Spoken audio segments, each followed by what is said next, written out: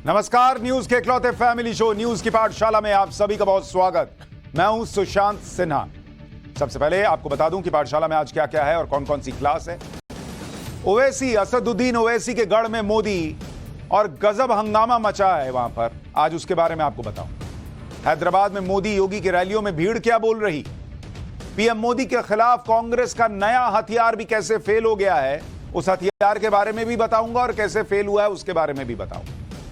इसके बाद आपके लिए लेकर आया हूं केजरीवाल का वो रिपोर्ट कार्ड जो आपने आज तक नहीं देखा। क्यों नहीं देखा यह भी बताऊंगा। और केजरीवाल पर वो रिपोर्ट जिसे देखकर अन्ना हजारे भी रो पड़ेंगे, उस रिपोर्ट में क्या है वो भी आज आप देखेंगे पाठशाला। इसके बाद चीन पाकिस्तान परेशान है, मोदी राफेल का बाप लाने वाले हैं। राफेल से ही परेशान थे, अब राफेल का बाप आने वाला है। अमेरिका की भी नहीं चली, मोदी रूस से क्या बड़ी डील करने के लिए तैयार हो गए। और फिर बात होगी शादियों की। हर शादी करने वाले को पीएम मोदी ने क्या संदेश भेजा है। 4 लाख करोड़ की वो शादियां जिन पर मोदी सरकार की नजर है। मेड इन इंडिया के बाद पीएम मोदी ले आए हैं वेड इन इंडिया, मतलब भारत में शादी करो। इसका चैप्टर भी आज आपको बताऊंगा। और आखिर में अनसुना किस्सा जब अटल बिहारी वाजपेयी को पेड़ा खाने से रोका गया। लेकिन सबसे पहले दिन भर की बड़ी खबरों का रिवीजन, उसके बाद पहला चैप्टर।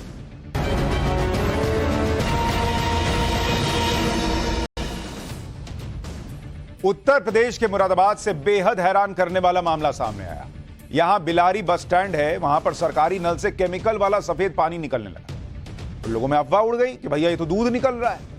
लोग बड़ी संख्या में वहां पहुंचने लगे कि अरे ये क्या है, देखो। लोग प्लास्टिक में भर भर के दूध समझ के ले जाने लगे और घर ले जाने के लिए लाइन लग गई कि सबको भाई दूध निकल रहा है अपने आप हैंडपंप से।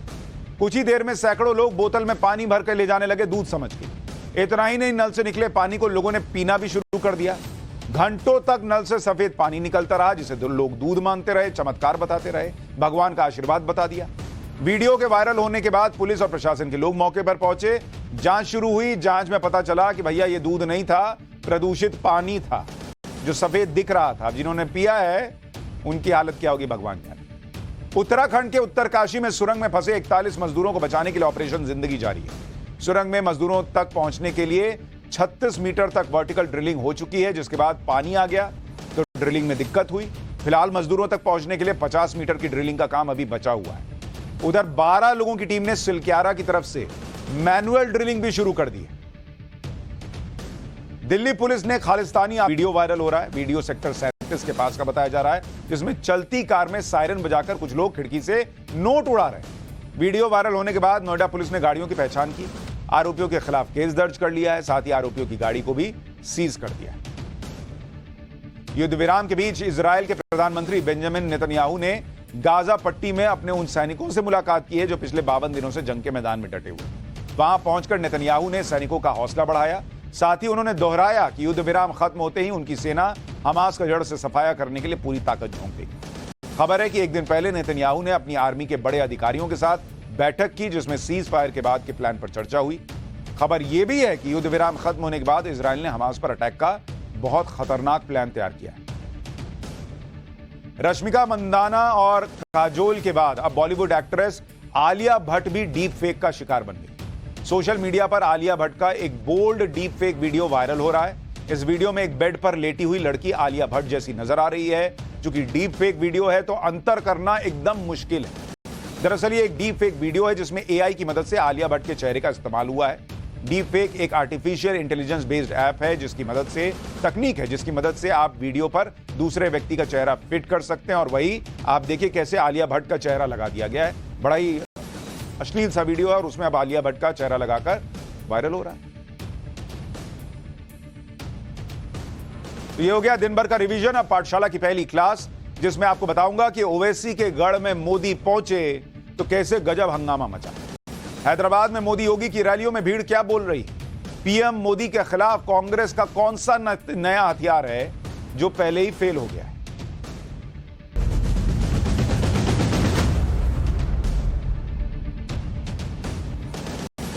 5 राज्यों के चुनाव चल रहे थे, जिसमें से अब सिर्फ तेलंगाना बचा हुआ है। मध्य प्रदेश, राजस्थान, छत्तीसगढ़ वगैरह वगैरह सबकी वोटिंग हो चुकी। अब नतीजे आने हैं और 30 नवंबर को तेलंगाना में वोटिंग होगी। तेलंगाना की लड़ाई इतनी जबरदस्त हो चुकी है कि ओवैसी के गढ़ में नरेंद्र मोदी पहुंचे हुए।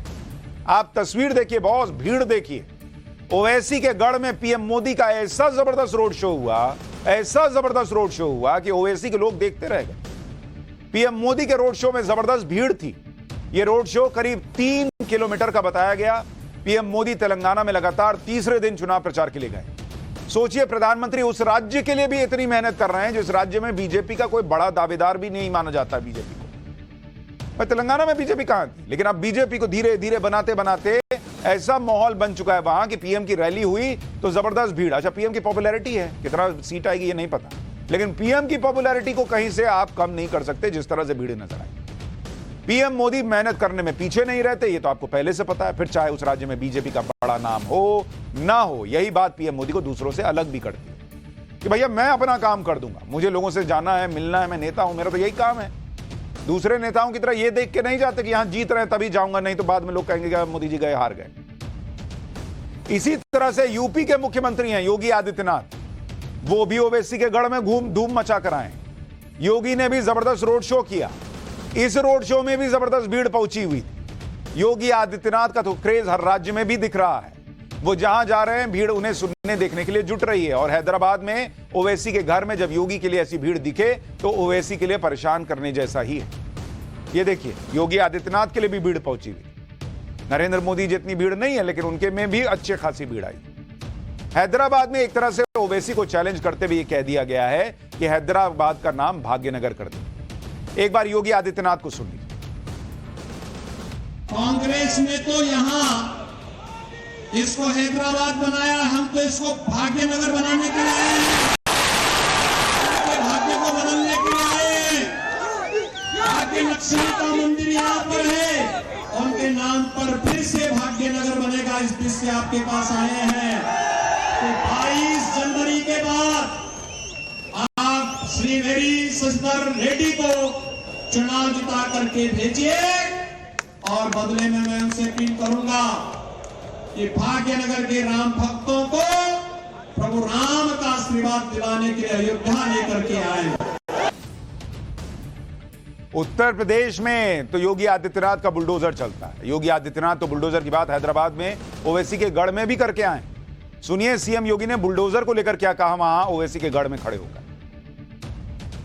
जो लोग आज तेलंगाना में लैंड माफिया के रूप में, सैंड माफिया के रूप में और ऑर्गेनाइज क्राइम के माफिया के रूप में काम कर रहे हैं, एक और इनके अवैध साम्राज्य पर यूपी का बुलडोजर चलेगा।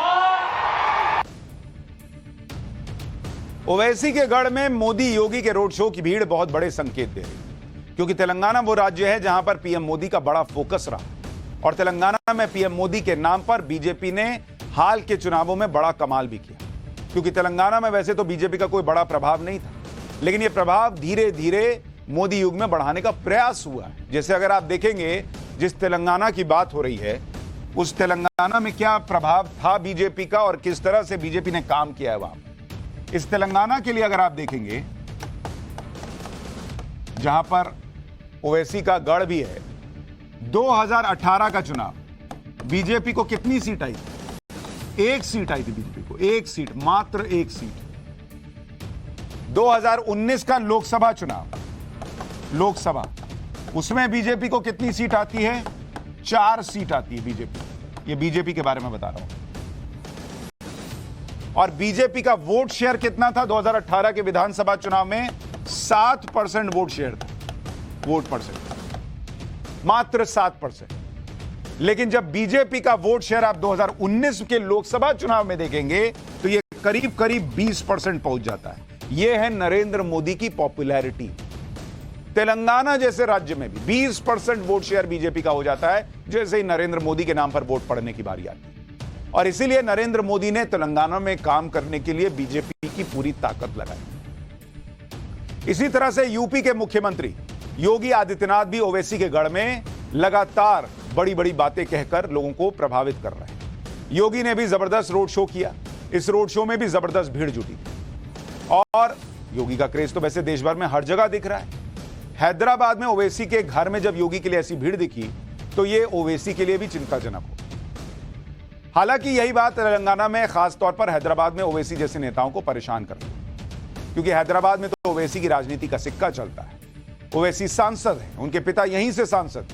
कुल मिलाकर ओवैसी की फैमिली की जो पॉलिटिक्स है वो इसी हैदराबाद से चलती है।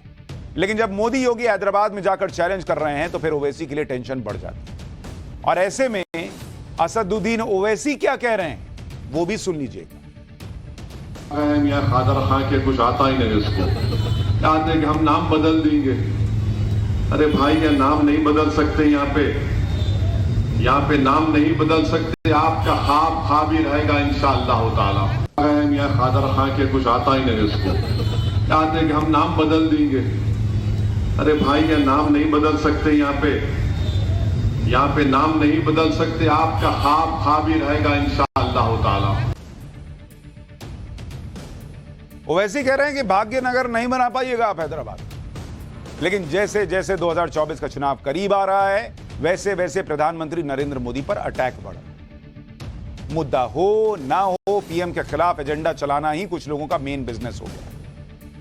इसी को हथियार बनाया जा रहा है, झूठ को हथियार बनाया जा रहा है, और इसके लिए किसी भी हद तक कुछ लोग जा रहे हैं। अभी कुछ दिन पहले क्रिकेट में पॉलिटिक्स लाकर पीएम मोदी पर अटैक हुआ। राहुल गांधी जैसे लोग पनौती शब्द का इस्तेमाल करने लगे, जबकि हर कोई समझता है कि यह बेसिर पैर की बात है। किसी के जाने या ना जाने से किसी स्पोर्ट्स के रिजल्ट में कोई फर्क नहीं पड़ता। फर्क पड़ता है कि ग्राउंड पर कौन सी टीम कैसा खेल रही है, और इस वक्त पॉलिटिकल ग्राउंड पर जो टीम सबसे लो लेवल पर खेल रही है वो है मोदी विरोधियों की, जिनको पीएम मोदी की हर बात में कोई ना कोई कमी निकालने का भरपूर काम मिला हुआ। उनको लगता है इससे नरेंद्र मोदी की इमेज पर डेंट लग जाएगा। मैंने आपको पहले भी कहा कि राहुल गांधी ऐसा लगता है कि अपनी लकीर लंबी नहीं खींच पा रहे हैं, तो उनकी टीम को किसी ने ये सलाह दे दी है या उनकी टीम ने उनको सलाह दी है कि सर एक काम करते हैं, मोदी जी की लकीर मिटाने का प्रयास करें। और इसी काम के बोझ के तले इतना दब गए हैं वो कि देश का प्रधानमंत्री अगर वर्ल्ड कप में हार के बाद क्रिकेट टीम का हौसला बढ़ाने ड्रेसिंग रूम में चला जाए तो उनको दिक्कत होती है। देश का प्रधानमंत्री अगर देश में बने लड़ाकू विमान में बैठ जाए तो इन्हें दिक्कत होती है। देश का प्रधानमंत्री अगर अपनी भक्ति दिखाता है तो इन्हें दिक्कत होती है कि उन्होंने मंदिर में फोटो क्यों खिंचवा ली। आप देखिए, पीएम मोदी कल 2 दिन के दौरे पर आंध्र प्रदेश गए। वहां पर वो बाई रोड तिरुमाला गए, रात में तिरुमाला में ही रुके और सुबह तिरुपति मंदिर में भगवान वेंकटेश्वर के दर्शन किए। मंदिर परिसर में पीएम करीब 45 मिनट रहे और देश के 140 करोड़ लोगों के लिए उन्होंने प्रार्थना की, अपने लिए नहीं मांगा। प्रधानमंत्री नरेंद्र मोदी पहली बार तिरुपति नहीं गए, वो प्रधानमंत्री के तौर पर इससे पहले 4 बार तिरुपति जा चुके हैं, लेकिन उनके खिलाफ एजेंडा चलाने के लिए इस बार ऐसा विवाद खड़ा करने का प्रयास हो रहा है जो पहले कभी नहीं हुआ। आप लेवल देखिए कि ये लोग किस लेवल पे जा रहे हैं।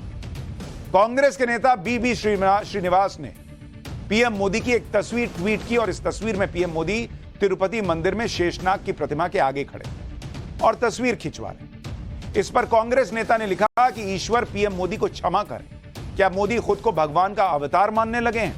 पीठ दिखाती इस तस्वीर पर आपकी क्या राय? इसी तरह सुप्रीम कोर्ट के वरिष्ठ वकील प्रशांत भूषण ने भी ट्वीट कर पीएम मोदी की इस तस्वीर का मजाक उड़ाया। प्रशांत भूषण ने लिखा कि अरे ये क्या, कुछ देर पहले तो लड़ाकू विमान में थे, हमने तो सोचा चीन पर हमला करके गलवान घाटी वापस छीन ली होगी। एक तरफ पीएम मोदी के खिलाफ माहौल बनाया जाने लगा कि वो तो भगवान की तरफ पीट करके फोटो खिंचवा रहे, जबकि ये बात किसी को बताने की जरूरत नहीं है कि पीएम मोदी की भगवान पर कितनी आस्था है। उनकी भक्ति पर कोई सवाल नहीं उठा सकता। एक एक चीज कायदे से करीने से करते। सनातन के लिए पीएम मोदी ने जो काम किया वो सालों में कोई नहीं कर पाया बॉस इस देश में। लोगों को तो मंदिर जाने में डर लगता था, क्या मेरा एक तरफ का वोट ना चला जाए।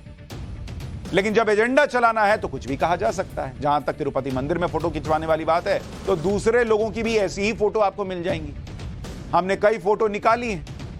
ये तस्वीर देखिए, नरेंद्र मोदी की आपने देखी ना तस्वीर, शेषनाग की तरह के आगे खड़ी।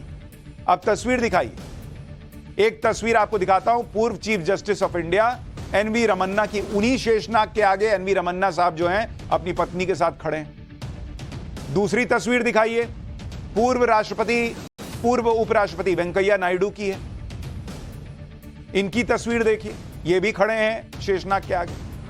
तीसरी तस्वीर देखिए, अब आपको और झटका लगेगा, राहुल गांधी भी वही खड़े हैं शेषनाग के सामने। राहुल गांधी, इन्हीं के लोग कह रहे हैं कि नरेंद्र मोदी को माफ करे भगवान। बताइए बताइए, छी छी छी छी छी। नरेंद्र मोदी शेषनाग की तरफ पीट करके खड़े हुए, राहुल गांधी खड़े हैं। सो आप लेवल देखिए कि किस तरह से दुष्प्रचार और मिस इंफॉर्मेशन फैलाया जा रहा है। और इस देश में कुछ 2 कौड़ी के जो फैक्ट चेकर्स हैं, वो लोग इसका फैक्ट चेक नहीं करते। कुछ लोग एक वीडियो और दिखा रहे हैं जिसमें पीएम मोदी के तिरुपति मंदिर में पहुंचने के साथ ही कई कैमरामैन आते हुए दिख रहे हैं। एक बार जरा वो वीडियो डालिए, देखिए। इसमें विपक्ष इन कैमरामैन को घेर घेर करके, गोला कर करके दिखा रहा है कि पीएम मोदी मंदिर में भी फोटो खिंचवाने से नहीं चूक रहे। देखिए, कैमरामैन साथ लेके गए। ये देखिए, जयराम रमेश जो हैं, उन्होंने ट्वीट किया कि देखिए गोला लगा लगा के कि कितने कैमरामैन गए। बॉस, इसमें 2 बातें हैं। पहली बात तो पीएम मोदी एक पब्लिक फिगर है, और दूसरी बात वो देश के प्रधानमंत्री, इसलिए चाहे वो जहां जाएं लोगों को दिलचस्पी रहती है कि प्रधानमंत्री कब, कहां और कैसे पहुंचे। ऐसा सिर्फ भारत के प्रधानमंत्री के साथ नहीं, दुनिया भर के प्रमुख नेताओं के साथ होता है। फिर चाहे वो कहीं पब्लिक मीटिंग में जाएं, किसी धार्मिक स्थल पर जाएं या किसी और दूसरी जगह पर, मीडिया और कैमरा वालों की भीड़ होना स्वाभाविक है। इसमें कुछ भी अलग नहीं है, कुछ भी नया नहीं। और ऐसा सिर्फ पीएम मोदी के साथ ही नहीं, दूसरे नेताओं के साथ भी होता है। जैसे आपको राहुल गांधी की तस्वीर दिखाता हूं, वो जहां जाते हैं उनके पीछे भी उनकी टीम और मीडिया सभी के कैमरे होते हैं। इसमें कुछ गलत भी नहीं है भाई, क्योंकि उनके चाहने वाले और उनके विरोधी भी ये जानना चाहते हैं कि वो क्या कर रहे हैं, और वो प्रचार कर रहे हैं। भाई, किसान से बात करने गए, माइक, लेपल माइक यहां लगाए हुए ना, जैसे मैंने लगाया हुआ, देखिए उनको भी लगा हुआ ना काला काला। तो वो कैमरा लेके नहीं गए, ये नासा अपने सैटेलाइट से फोटो खींच खींच के दे रहा है क्या राहुल गांधी का? किसान से बात करने कैमरा लेके जाएं तो ठीक है, नरेंद्र मोदी क्यों मंदिर में कैमरा लेके चले? इसी तरह से पीएम मोदी के तेजस लड़ाकू विमान में बैठने वाली तस्वीरों पर भी खूब विवाद किया गया। पीएम मोदी 2 दिन पहले तेजस लड़ाकू विमान में बैठे थे। उनकी तस्वीरें आई कि वो तेजस में बैठकर बादलों के ऊपर हाथ हिला रहे हैं, और कांग्रेस ने प्रचार यह किया कि अरे मोदी जी किसको हाथ हिला रहे हैं इतना ऊपर बैठ के, वहां तो कोई नहीं है। मोदी विरोधी कहने लगे कि प्रधानमंत्री किसे वेव कर रहे हैं, मजाक उड़ाना शुरू किया। लेकिन अगर आप पूरा वीडियो देखेंगे तो सच्चाई अपने आप सामने आ जाएगी। वीडियो में साफ साफ दिखा कि पीएम मोदी अपने साथ चल रहे दूसरे लड़ाकू विमान के पायलट को वेव कर रहे हैं और उनको थम्स अप दिखा रहे हैं। यह विमान उड़ाने वाले पायलट्स के बीच अभिवादन का एक आम तरीका होता है। अब जैसे आप ये देखिए, ये विमान उड़ा, अब ये तो अंदर जो केबिन में कैमरा है उससे फोटो है, लेकिन जो साइड से देखिए, उस साइड में आपको दिख रहा है ना, दूसरा विमान भी उड़ रहा है बगल में। और अगर साइड एंगल से अभी आप देखिएगा, अभी साइड एंगल से भी फोटो आएगा, वही बगल में प्लेन जा रहा है तो उसको हाथ हिला के नरेंद्र मोदी कह रहे हैं कि भाई दे थम्स अप कर रहे हैं। ये देखिए साइड से, अगर ये देखिए, अब ये पायलट को भी देखिएगा, पायलट भी हाथ हिला रहा है, दोनों हाथ हिला रहे हैं, और बगल से जो कैमरा है उसी से दोनों की फोटो आ रही है। अब क्या ये कांग्रेस पार्टी को नहीं समझ में आ रहा है? लेकिन वही लकीर छोटी करने का प्रयास है, अपनी लंबी नहीं हो पा रही तो नरेंद्र मोदी की लकीर छोटी कर दो, झूठ फैला दो कि देखिए नरेंद्र मोदी हवा में हाथ हिला रहे, पता नहीं किसको कर। लेकिन जैसा वो प्रचार करते हैं नरेंद्र मोदी को बदनाम करने के लिए, वैसे ही उनके फॉलोअर भी मान भी जाते हैं, हाँ कर रहे। अब कुछ लोग तो नरेंद्र मोदी ने तेजस में उड़ान भर ली तो तेजस के क्रैश होने की भी बात करने लगे। सुनिए कुछ नेताओं। प्रधानमंत्री मोदी के तेजस चलाने को लेकर जो उड़ान भरी उसको लेकर इतनी आपत्ति क्यों सर? देखिए, उस दिन देश को यह मालूम हुआ कि राजौरी में हमारे 5 बहादुर सिपाही मार दिए गए पाकिस्तान से आतंकवादी आकर। उसमें कैप्टन था, लांस नायक था, इतने बड़े 5 लोग मारे गए। उस दिन आप ये कर रहे हैं, उस दिन कैंपेन कर रहे हैं राजनाथ सिंह जी हैदराबाद में, और यूपी का वो विजुअल्स आता है कि एक माँ जो अपने कैप्टन बेटे को खो दी, जो देश आतंकवादी ने उसको मार दिया, वो रो रही है, बोल रही है कि इसको इवेंट मत बनाओ, प्रदर्शनी मत बनाइए, मगर आप चेक दे रहे हैं। अरे जरा तो इंसानियत दिखाओ। When Kankana Ranaut has met with Mr. Narendra Modi, her movie became a super flop.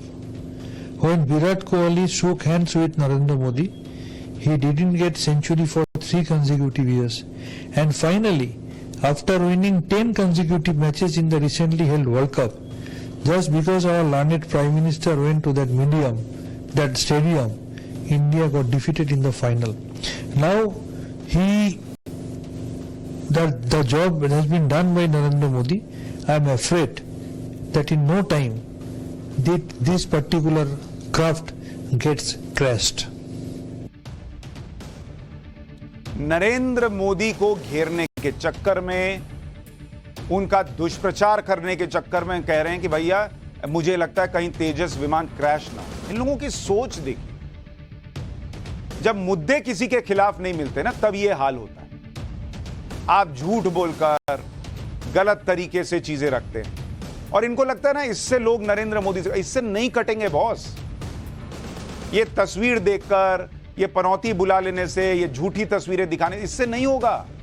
किसी को घर मिला है इसलिए वोट कर रहा है वो, किसी को शौचालय मिला है इसलिए वोट कर रहा है वो, किसी को राशन मिल रहा है कोरोना काल में इसलिए वोट कर रहा है वो, किसी को अपना बिजनेस शुरू करने के लिए लोन मिला इसलिए वोट कर रहा है वो, महिलाओं को उज्ज्वला के तहत सिलेंडर मिला इसलिए वोट करती हैं, 3 तलाक आया, 3 तलाक खत्म हुआ इसलिए मुस्लिम महिलाएं वोट करती हैं, इसलिए नहीं करती कि नरेंद्र मोदी कहां फोटो खिंचा लिया और कहां मंदिर में चले।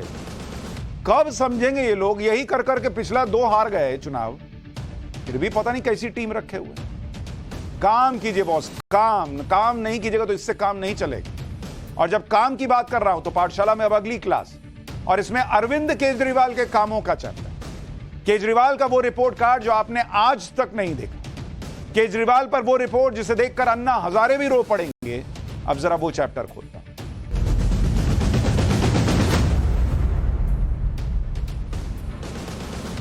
अरविंद केजरीवाल भी गजब के नेता हैं। उनकी पार्टी आए दिन रोती रहती है कि सीएम और सरकार की पावर छीन ली गई, लेकिन खुद केजरीवाल ऐसी बातें करते हैं जैसे वो दिल्ली के पावरलेस सीएम ना होकर भारत के प्रधानमंत्री।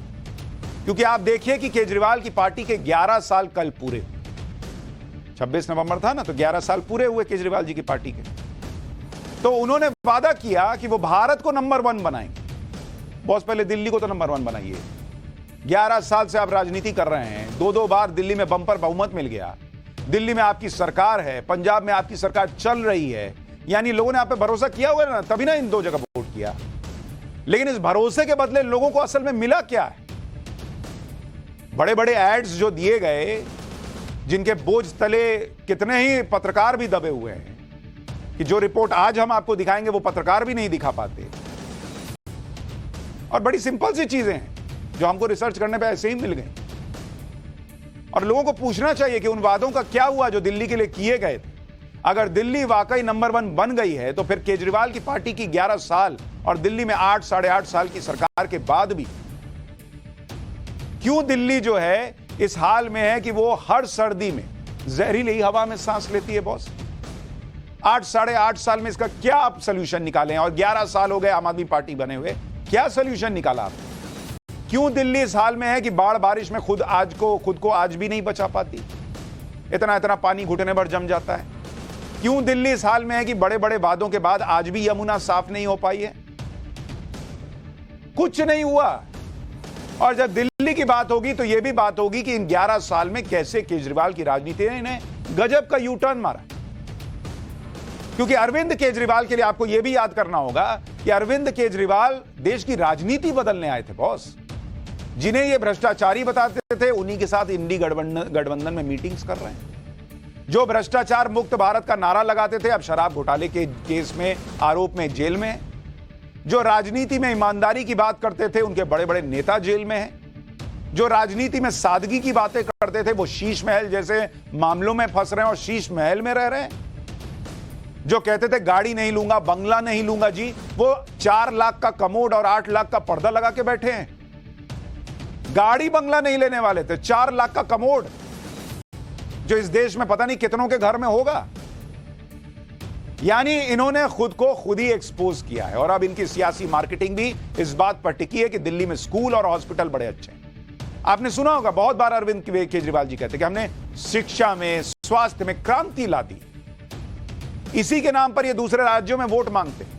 लेकिन दिल्ली में शिक्षा और स्वास्थ्य को लेकर जो वादे किए गए थे वो जमीन पर उतरे हैं या नहीं, इसका भी तो टेस्ट होना चाहिए। पहले ये सुन लीजिए कि आम आदमी पार्टी के 11 साल पूरे होने पर अरविंद केजरीवाल ने क्या बड़ी बातें कही हैं। फिर मैं आपको बताऊंगा शिक्षा की क्रांति और स्वास्थ्य की क्रांति के आंकड़े क्या कह रहे हैं। हम भगत सिंह के चेले हैं, सच्चाई के रास्ते पे चले हैं। अपने भारत को दुनिया का नंबर 1 देश बनाना है। अपनी मातृभूमि पर एक क्या हजारों जिंदगी कुर्बान है। मर जाएंगे लेकिन समझौता नहीं करेंगे। हमने हमेशा काम की राजनीति की है। 75 सालों में पहली बार एक पॉलिटिकल पार्टी आई है जो कहती है कि हम सरकारी स्कूल और अस्पताल ठीक करेंगे, उन्हें वर्ल्ड क्लास बनाएंगे, गरीबों को मुफ्त बिजली पानी देंगे। यही हमारी देशभक्ति है। आज तक जहां हमारे देश में जाति और धर्म के नाम पे चुनाव होते थे, आज इस देश में शिक्षा पे बात होने लगी है, स्वास्थ्य पे बात होने लगी है। हमारे विरोधी चाहे हमें जितनी गालियां दें, आज वो भी जानते हैं कि आम आदमी पार्टी ने देश की राजनीति तो बदल के रख दी है। अरविंद केजरीवाल फिर दावा कर रहे हैं कि उन्होंने देश की राजनीति बदल कर रखी। अरविंद केजरीवाल की माने तो दिल्ली में उनका शिक्षा मॉडल वर्ल्ड में बेस्ट। उन्होंने दिल्ली के स्कूलों को चमका दिया, लेकिन जो डेटा है वो अरविंद केजरीवाल के दावों से मैच नहीं करता। जैसे अगर मैं आपको बताऊं कि अरविंद केजरीवाल जो कह रहे हैं और जो हमें रिसर्च में डेटा मिला उसमें कितना फर्क है। साल 2015 आपका घोषणा पत्र, और उस घोषणा पत्र में क्या वादा था? उस घोषणा पत्र में वादा था 500 नए स्कूल बनाएंगे। 500 नए स्कूल बनाएंगे, यह उन्होंने वादा किया था 2015 में। एक आरटीआई के मुताबिक, यह आरटीआई क्या कहती है, फेब 2015 से लेकर मई 2022 तक कितने स्कूल दिल्ली में बने हैं? गेस कीजिए। 63 नए स्कूल बने। 500 स्कूल का वादा था, मात्र 63 नए स्कूल बने। मात्र 63, मतलब 13% के आसपास।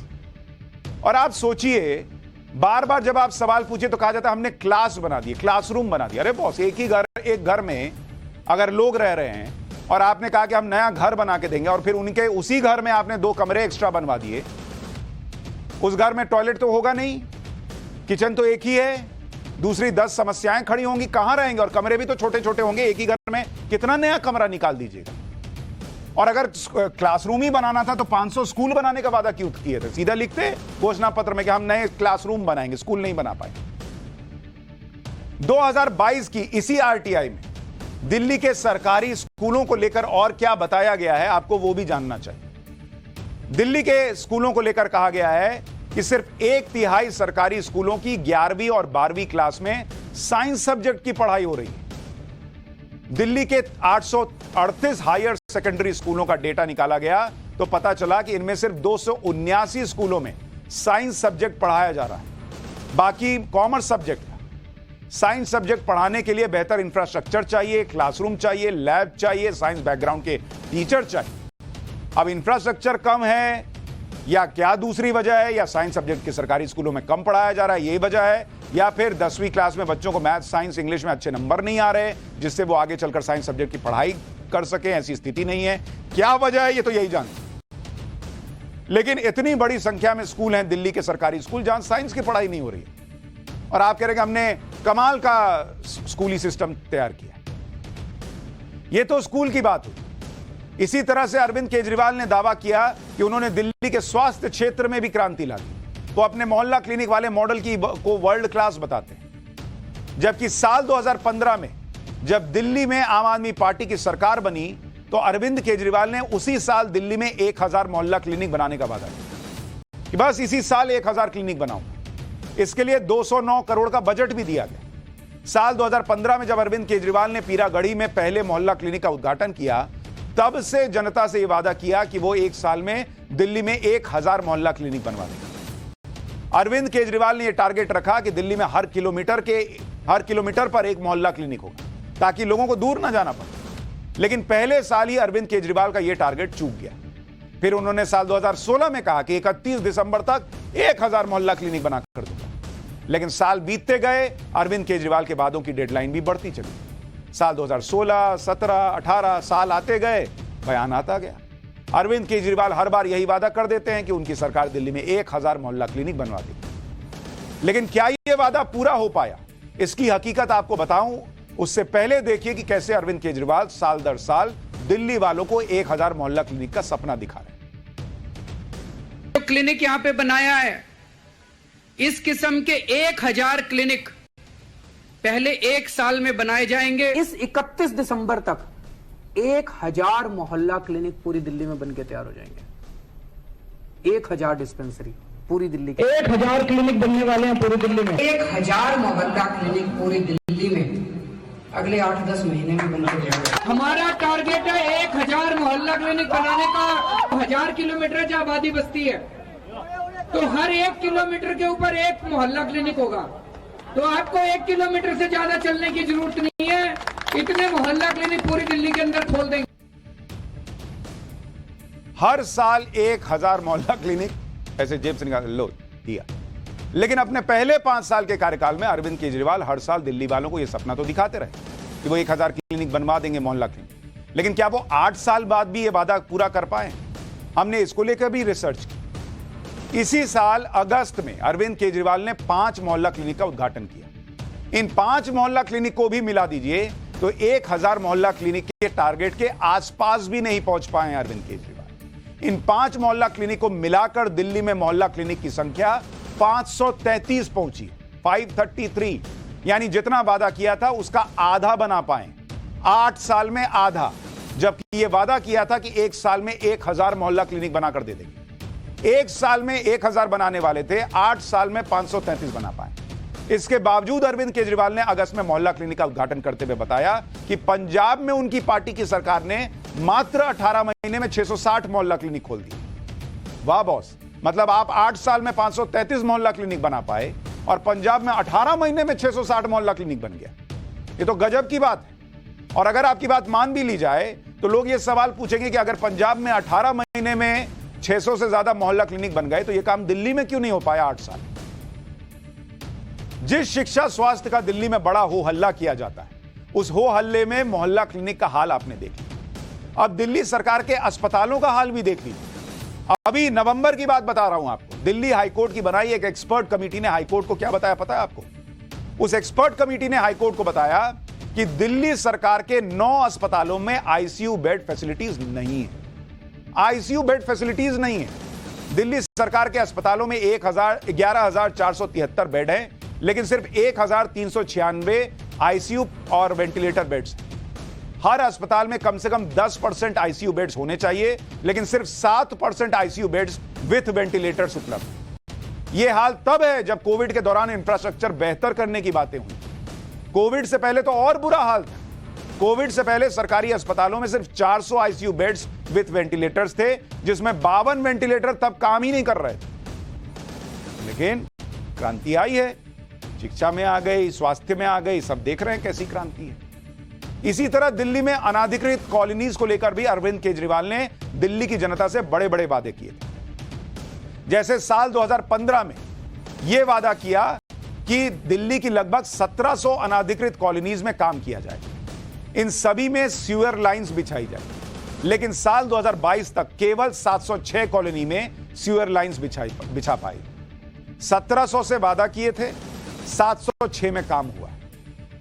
इसी तरह अगर आप देखेंगे साल 2015 में अरविंद केजरीवाल ने दिल्ली में मुफ्त वाईफाई का जाल बिछाने का वादा किया।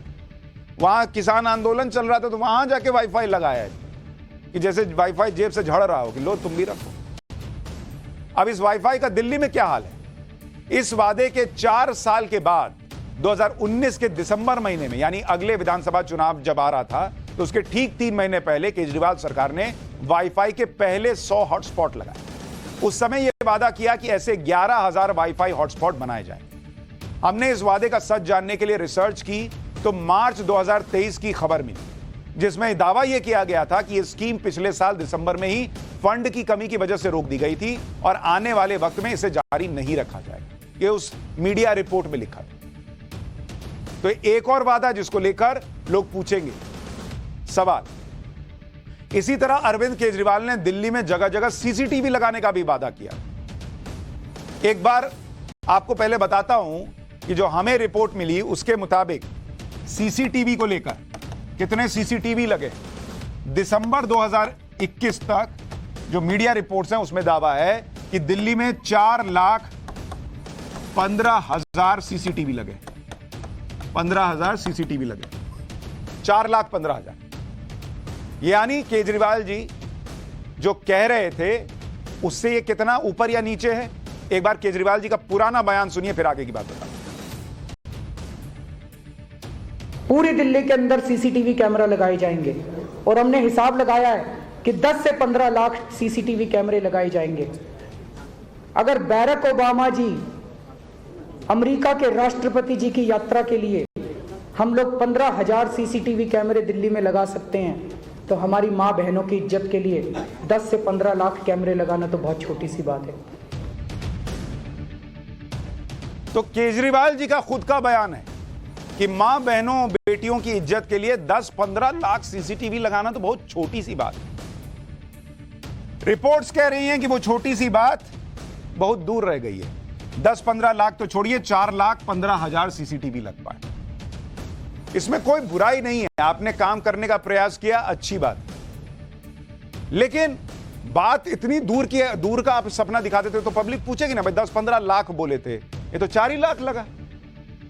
केजरीवाल अब लोकपाल की भी बात नहीं करते। लोकपाल के ही मुद्दे पर तो इन्होंने आंदोलन शुरू किया था, उसी से राजनीति में आए।